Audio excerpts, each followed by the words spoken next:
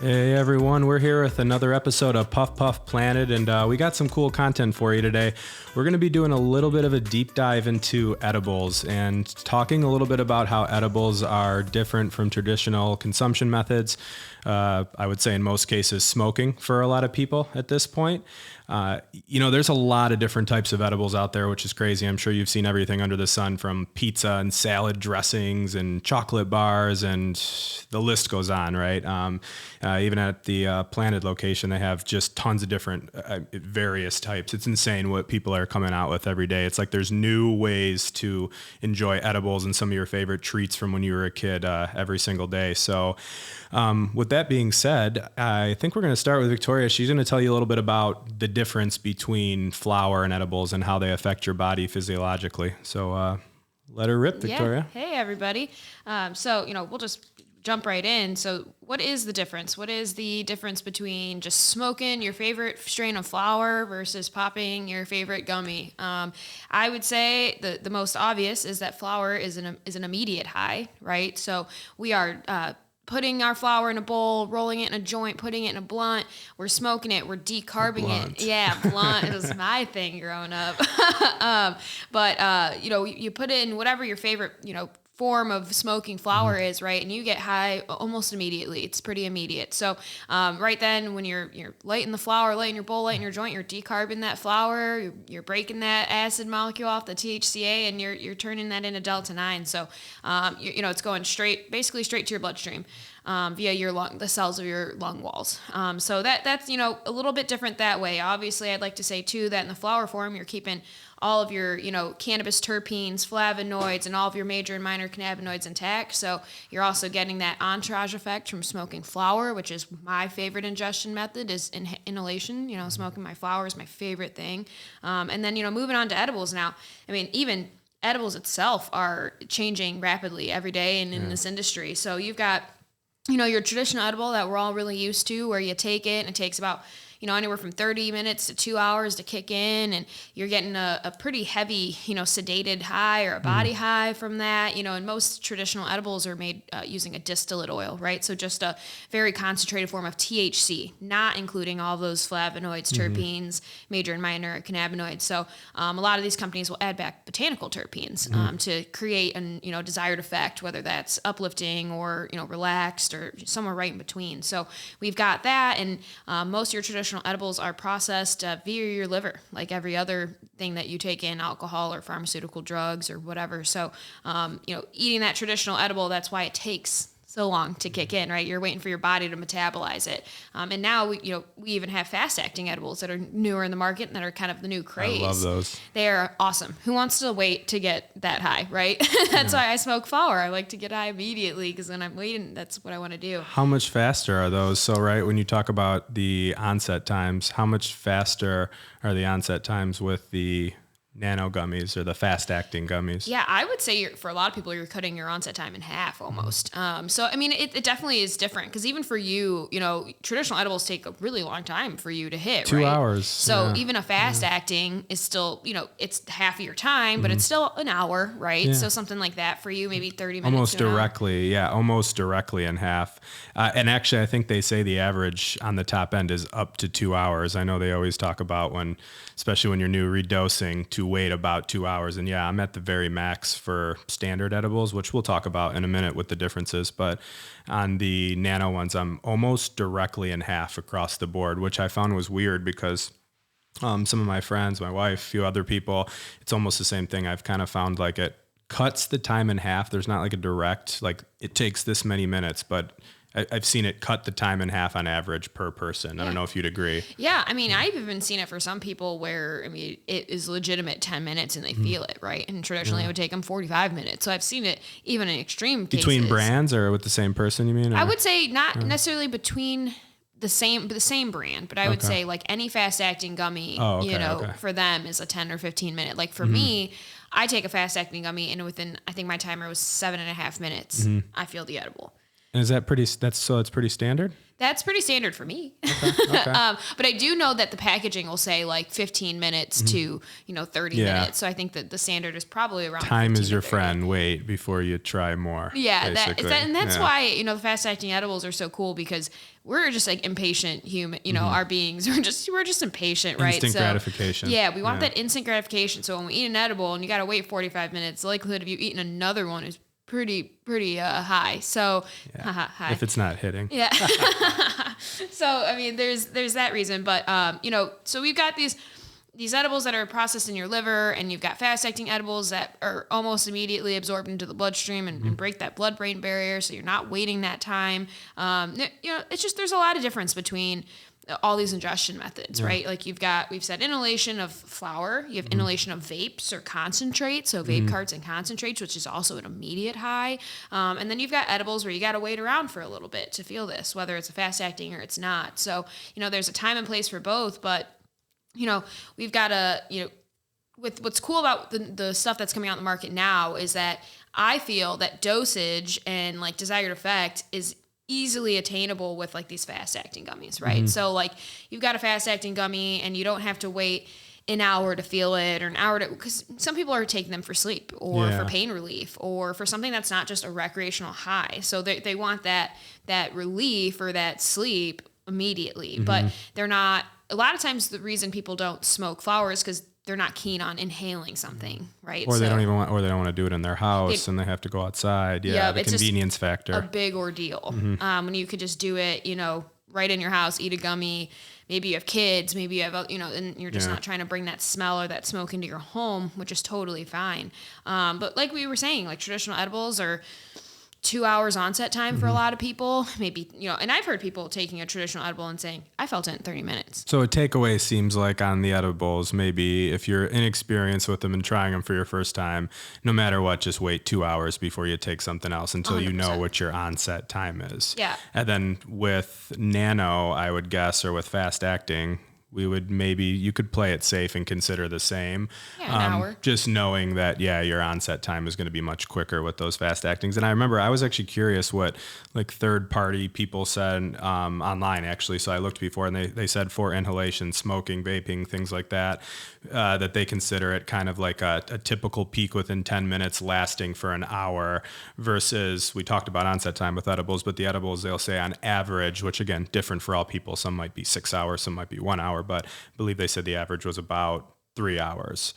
So I guess with that info said too, when do you think edibles are a right consumption method for somebody? Like when would you say maybe, not just out of purely them wanting to try edibles, but when is it a good opportunity for them to maybe utilize that as their method of consumption? Yeah. So, I mean, there's a lot of reasons why people can use edibles as like the main preferred consumption. And a lot of that too is that edibles actually can contain, ratios of CBD, ratios of THC. I find for a lot of the older groups or older crowds, like again, who, they can't inhale anything into their lungs, right? Or they have asthma, or there's just something else going on there where they're just not keen on smoking, or whatever it may be. Cancer or something.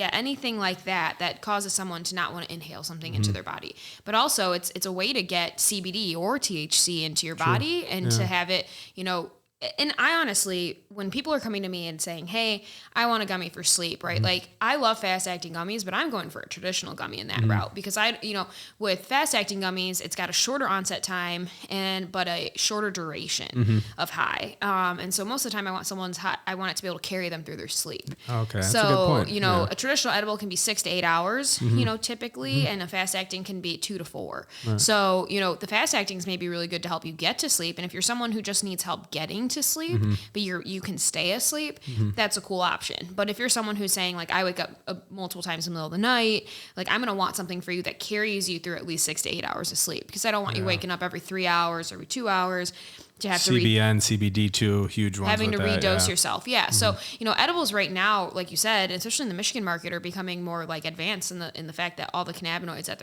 they're containing. So CBN has been huge in our market now. It's like the, sedating non-psychoactive cannabinoid found in cannabis. And I get people asking me every day, can you get me some CBN? They keep hearing about it and wanting to try it all the time. And it's crazy. I've heard so many stories of how it's like changing people's life, how, like, hey, now my mom can sleep or my dad can sleep or I can sleep or my husband can sleep, whatever it is. It's like, this is and you can take it with and without THC. Yeah, obviously, absolutely. Which You is can cool, find CBN in, a form without any psychoactive THC. So that's also what's awesome about it. But, with edibles, I mean, when I call edibles, it's like anything ingested orally. So you're talking tinctures, you're talking drinks, you're talking gummies, chocolate bars. So there's always something for someone because, now they're coming out with, like unflavored THC powder, dissolvable powder sticks, right? Those are so popular, like not even sugary, they're not sweet, they're not sour, they're just unflavored powdered sticks. I like the ones with the flavor though. Yeah, but listen, if you like, I like a piece of pizza, right? And I would love pizza even more if it got me high, right? So people have been just taking their like powder sticks and pouring them on their pizza. It dissolves,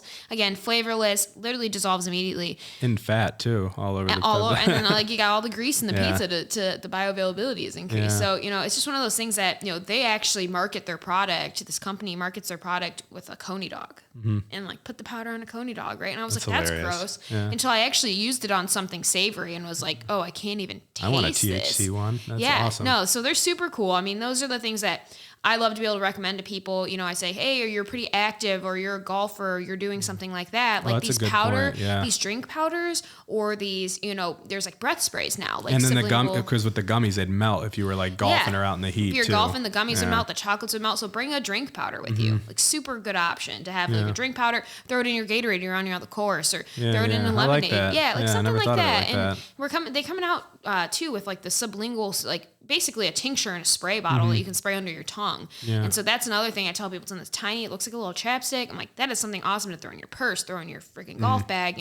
There's always an edible for every kind of occasion, I feel like, and you've got the high CBD ones for people who can't have that much of a psychoactive high. And so we're really targeting pain. So it's been so much fun. People come into the shop and seeing like all the new options that are available. And they're like, drinks, oh my God. Like, are you selling the pre-made drinks too, or just I'm selling both. Yeah. Okay. So we've got some pre-made drinks and we've got the powders and stuff, and the sticks have been super popular, but what do people like between the pre-mades and the powders, or is it a mix? It's a mix, for one reason. The drinks in the market that are coming out, they're having a hard time making all these things really shelf stable. But the biggest thing is the dosaging on them, right? So the pre-mixed drinks that I have, access to are 100 milligrams in the whole bottle. Well, unfortunately, that's not the traditional person's dosage, right? So it'll say like fill a cap full and throw a cap back, but like you want to enjoy like a THC beverage. You're not trying to take a shot of like liquor, right? So people are like, yeah, I don't really want to like open that, and what if I don't get back to it and it gets bad before I get to finish it? So like these little powder sticks are really cool because they come in like individual doses of 10 milligrams. So like the bag has 10 little bags inside of it, and so you don't even have to worry about putting a spoon in it and so you just use a few it out. If you want just a higher dosage, just use a couple if you want more than 10 milligrams. But then there are companies like the Flowerade from Detroit Edibles and canna-curious that they came out with, which is awesome. I mean, their containers. I know. I tried it for the first time too. I loved it. It tastes so good. It tasted good. That's why I was joking. I was like, I like the taste. Gatorade. The ones that taste good. It tastes so good. And so they have these cute little containers on the inside. It actually is like a little spoon, like a little measuring spoon. Super cute, right? So I mean, those are definitely.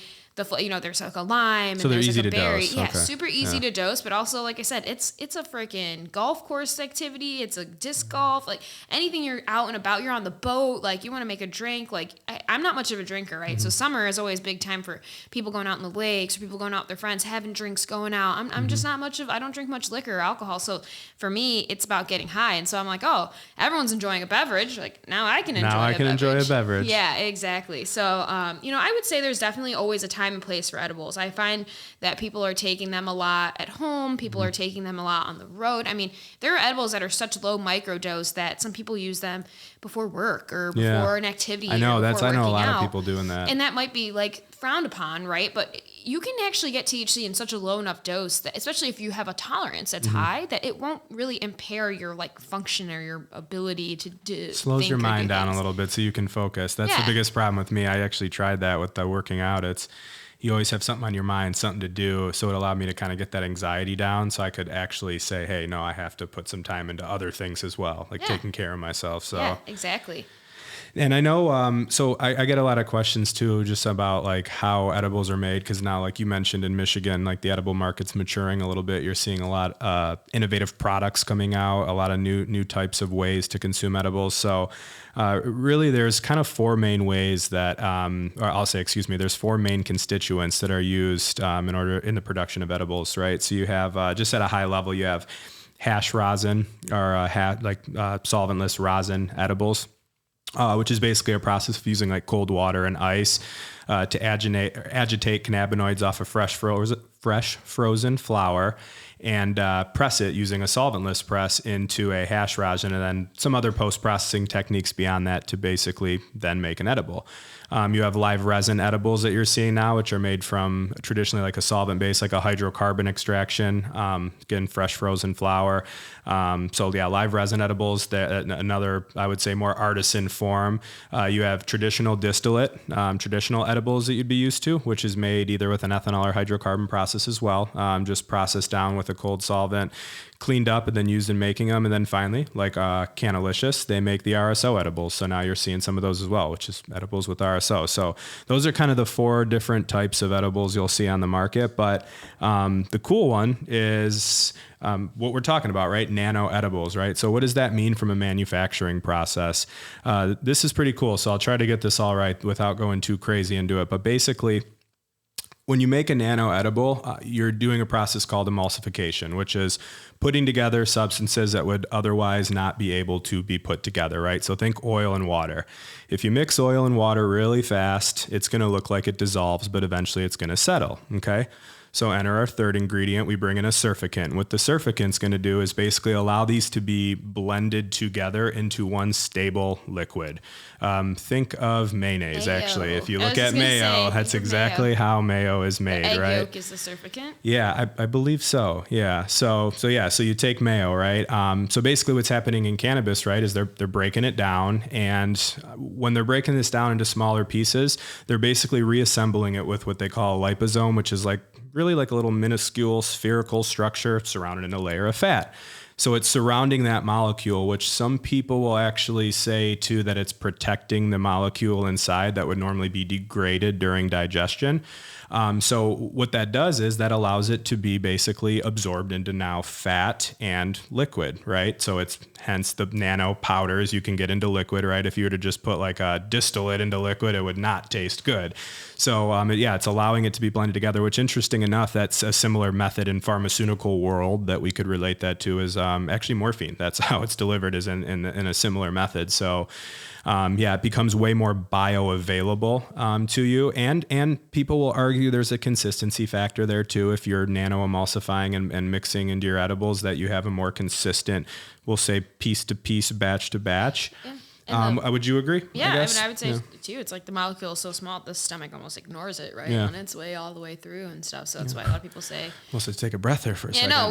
But that's, and that leads into, right, like the way that nano gummy is made leads into the way that nano gummy is absorbed like in your body, and like why some people have, why do edibles work for some people? Why do edibles not work for some people? Yeah. And we're going to touch on that, in an episode coming up. But that's definitely something that's important for people to know is, that your body absorbs nano gummies differently than it absorbs traditional gummies. So the way that they're made, a lot of fancy terms are involved in that explanation, I believe, right? Yeah.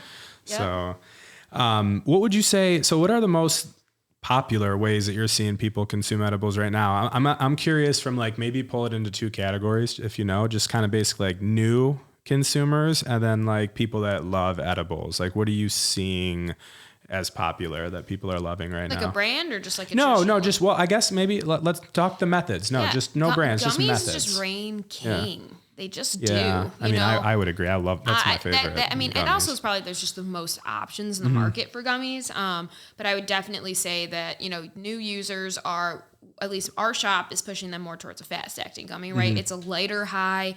you don't have to commit to such a duration of a high. You don't have to wait as long to know kind of how your body's going to break it down. So, we kind of push newer users who are, maybe they're just traditional flower smokers, right? And they say that like a fast acting high is more of a smoker's high because it's always Delta 9, and we all know, we've talked about it before, that when your body, breaks down, the enzymes break down Delta 9 THC, you're getting a conversion to 11-hydroxy, which is, a THC form that some people don't have any like tolerance to, and a form that like in a lot of studies intravenously have been shown to be 2 to 4 times stronger than Delta 9.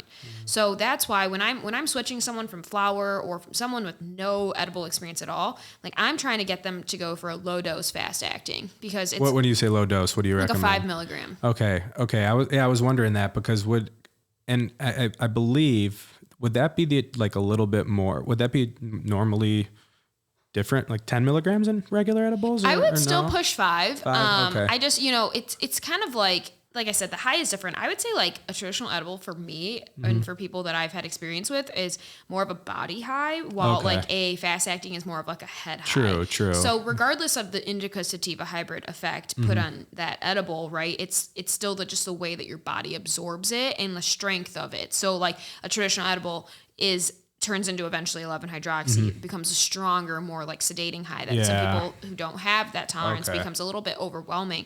So I always say, hey, let's get you in a 5 milligram fast acting. We would put out those Juanas a lot. They've got those 5 milligram fast acting. It's like, hey, try these 5 milligram fast acting gummies and wait 20, 30 minutes and see where you're at. See how you're feeling. Yeah. You feel like you're not high enough, take another 5 milligrams. But like, we're always going to err on the side of that 5 milligrams. But that also tells me, if they're like, wow, I really enjoyed that, or that wasn't too heavy, then this is like a pathway to enter into traditional edibles, because they are just stronger. They are just heavier hitters. So then you're turning to the market of people who have high concentrate, high tolerance of THC in edibles. Like they've been taking edibles forever. They take 100 milligrams or 200 milligrams, right? Yeah. So then we're switching them to products that are, in the state of Michigan, a dosage is 10 milligrams, right? So, each package will say how many servings of those 10 milligrams are in that package. But certain brands will make 150 milligram gummy, right? And those are like where I start turning those heavy users to, because they're eating a whole pack. They're eating 10 freaking gummies. Some people are like, I don't want to eat all these gummies. Less sugar. More concentration per piece. Yeah, more concentration per piece. So I'm switching them to brands that have higher dosages and you might piece. taste that a little bit more, right?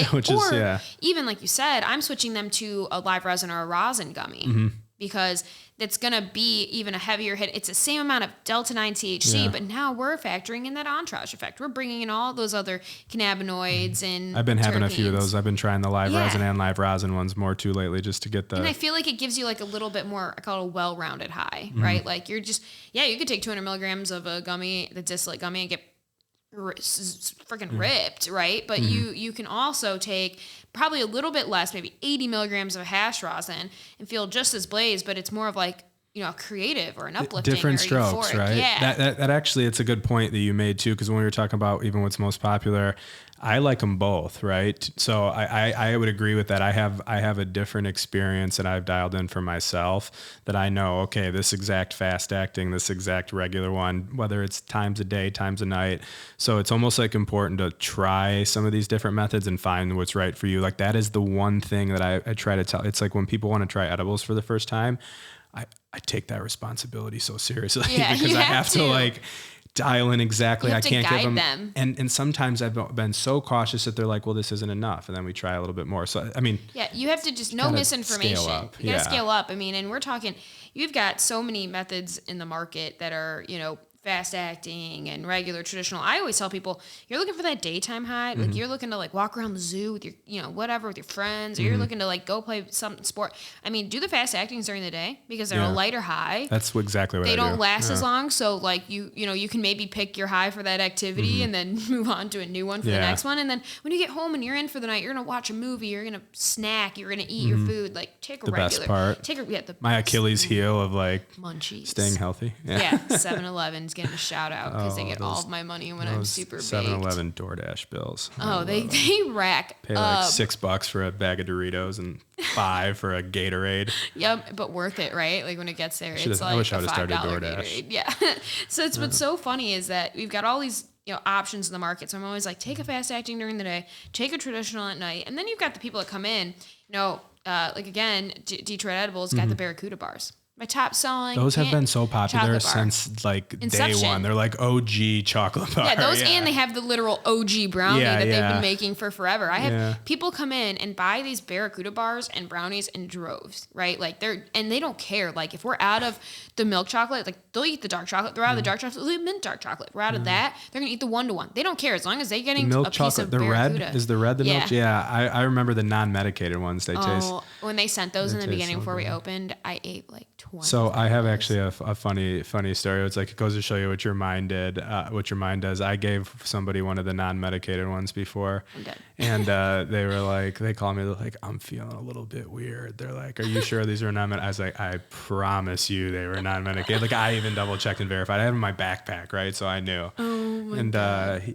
I think it was just a thing of like maybe he did feel something randomly from something else, but then basically his mind got to him and he's like, I know these were not medical. I'm like, I promise. Oh my God. So it's funny. I had to argue, but then he realized they were. Well, there's those things. It's like those times where, your mind plays tricks on you and stuff. But I remember your wife, Laura, actually, we were getting in, at the shop. We were receiving in boxes of like non-medicated samples from suppliers because they were just trying to get us to try their gummies, try their, stuff, just to see if we liked the flavor to bring them in at all for us to sell. But this was far before we ever opened. And I remember, a lady coming through and she had this big box. She goes, these are all non-medicated samples. They had like 10 gummy flavors or something. And she goes, just wanted you to try them out. I've heard, and I'm like, oh, I've heard good things about your brand. Heard they taste good. So yeah. And at this point, right, I was in the middle. I took a 9-month tolerance break and I was probably at like month from 5. Edibles or in general? From every form of THC. Okay. So I hadn't consumed, I was doing a full flush, like no nicotine, no caffeine, no THC, and doing all of that in my body for like 9 months. Yeah. It was hard, but I was probably on like month 5 or 6 then, right? So she brings these in. And, Laura likes to eat her edibles, whatever. She's used to it. But she comes in and we're looking at this box of stuff. And every bag says non-medicated, non-medicated. So I go, Laura, you want to try these with me? She goes, yeah. So I just want to see what the flavors are. I'm like, tell me what your favorite flavor is. Maybe I'll bring those on for the shop. And so we eat like 1 out of each bag. Right. And we're like, these are so good. And then I'm like, oh, wow, dude, that watermelon one tasted like Sour Patch Kid watermelon. Like, I have to go back in for another. And, ate another gummy, right? So I ate one. All these non-medicated gummies. And I'm sitting and I'm getting in a bunch of stuff for the displays, right? Like these clear acrylic stands. And they come with that, heat pressed shrink wrap on it that you have to peel off, which is the bane of anyone's existence if they've ever done this. They know what I'm talking about. Like a sticker on a window. So I'm sitting on the floor and I get up to go do something and I'm like, I'm like, okay. So I'm like, okay, it's just me. Maybe I was just sitting too long. I'm like, I stood up too fast, right? I'm a little lightheaded. So I stand up and I walk around the corner and all I do is I look down the hall and I see Laura on the other end. And she looks up at me, and we have the same look on our face. No. And she goes, are you feeling? I go, are you feeling? And then we both just start dying laughing, right? And at the time, Matt, our owner, was around, and he's like, what is going on? We were just saying that we're hysterically laughing, right? Giggling. So he turns the corner. The best highs. Yeah, the best. We were giggling our ass off. And he turns the corner, and he's like, what has gotten into you ladies? Shut up. Because we couldn't stop laughing. I'm like, what? And he goes, what is wrong with you? And I turn around and he sees the look on my face. Hilarious. And I remember this. Yeah. I'm in the middle of that 6-month tolerance break. So at that point, Matt had never even seen me high before, right? Because it just wasn't something I was doing anymore. And so he's like, are you guys okay? And I'm like, yeah. And I turn around and he just immediately sees the look on my face. He goes, sees your eyes. Are you blazed right now? And I go, it was on accident. And so then I go into the bag and I pull out all the gummies. It's non-medicated, trade sample, non-medicated, and I go, trade sample. I go, trade sample, what the hell? Yeah. And I look at it and I'm like, she told me these were all non-medicated. So I just went all in and tried every flavor. Funny. And of course, the one that I went back for seconds on was the only one that was a trade sample. So I ate 20 milligrams, right? Which wouldn't be like put anyone through the roof, you know, if you had a tolerance. But I was 6 months tolerance, off, though. 20 will put you through the roof. And I was, so I sat, needless to say. I think 5 milligrams put my mom through the roof before. Sorry. Mom, it's true. It's true. Needless to say, I sat on the floor and peeled plastic off acrylic for what felt like 10 hours, but really I think it had been like 45 minutes. And I sat there, I'm like, I can't believe this. You're like, no. I'm like, this is too much. But it was not fun, my first time back. Yeah, I'm like, it was fun. You know, it's just one of those experiences that's funny where, like, if I would have known I ate 20 milligrams, I probably would have had a panic attack because I was, you know, in a tolerance break, and I would have been like, oh my God, I'm going to freak with out. Stuff I'm to going to do get anxiety. in front of you. Yeah, things I got to get done. But so that's the whole mind over matter thing. It was a placebo. I had no idea until it hit me, and I'm just in the middle of this really fun, giggly high that I'm like, oh, dude, I did something wrong. I made a mistake. Oh, that's funny. But, you know, every single person's got one of those edible stories, you know, where you didn't realize what you were taking, or you took too much. I have too many of them. Yep. You love your edibles, though. So I get asked a lot, a couple of things too. We won't go too much into it, but there are tons of options out there too. A lot of times we'll get asked like, hey, you know, I'm gluten-free or vegan. There's a few different brands out there that you can always go. It really depends. I always say just go and ask your bud tender, right? We can always spit out a few and all, but they're always changing. So just ask your bud tender. They will properly label that. And it is something that manufacturers are doing. They're cognizant of it. So you'll have gluten-free, you'll have vegan options. Another one I wanted to touch on too is basically just storage, just kind of as we close out here. Storage for edibles, I would always say if possible, you know, depending on how they're packaged, I like to keep them in an airtight place, but generally it's just in a dark place away from light, away from heat, extreme temperatures, away from humidity, not in a really humid area. If the beverage, for example, or whatever given edible is needing to be stored cold, make sure you do store it cold. That doesn't mean you have to store all your edibles cold, but that's basically the rundown of it. And I wanted to thank canna-curious and Detroit Edibles again. They are our gracious show sponsor today. So like I said, they got the OG chocolate brownie. They got the original, I'm giving you my favorite, the original milk chocolate bars. The Flowerade I just tried for the first time. That goes to that whole nano concept beverage thing. So if you are on the golf course, try some of that Flowerade. And obviously we've talked about before, but love their RSO gummies. So thank you. If you like this episode, give us a shout. If you want to hear future episodes, deep dives like this on product categories, knowledge, whatever it is. You got any final thoughts, Victoria? No, yeah, just thanks to our sponsors, and we're excited to be able to put out content for everybody. So let us know what you want to see, what you want to hear, and we'll do our best to do it. Perfect. Cheers.